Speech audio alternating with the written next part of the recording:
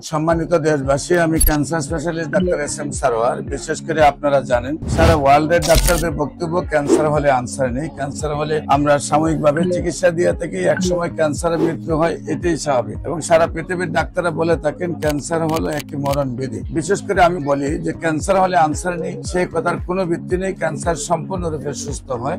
এবং আপনারা ক্যান্সার গবেষক doctor S M Sarwar YouTube, Facebook, Google, টিকটকে যদি আপনারা সার্চ করেন দেখবেন 5,500-এর ঊর্ধ্বে ক্যান্সার রোগী আছে যারা সুন্দরভাবে সুস্থ হয়েছে, যাদের একদম গলা থেকে ফিনিশ পর্যন্ত অপারেশন হয়েছে, 8-10 বার বিছানায় পড়ে গেছেন, ডাক্তাররা বলছেন আর চিকিৎসা নেই। তাদের আপনারা আল্লাহর অশেষ রহমতে গণস্বাস্থ্য হোমিওর চিকিৎসায় সম্পূর্ণরূপে সুস্থ হয়েছে।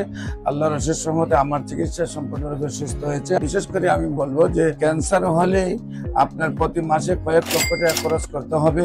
ক্যান্সার হলেই আপনার লিভার ট্রান্সফার বা বোন মেরু ট্রান্সফার 70 লক্ষ থেকে 1 কোটি টাকা খরচ করতে হবে, এবং রুগীও মারা যাবে, আবার পরিবারটা ধ্বংস হয়ে যাবে।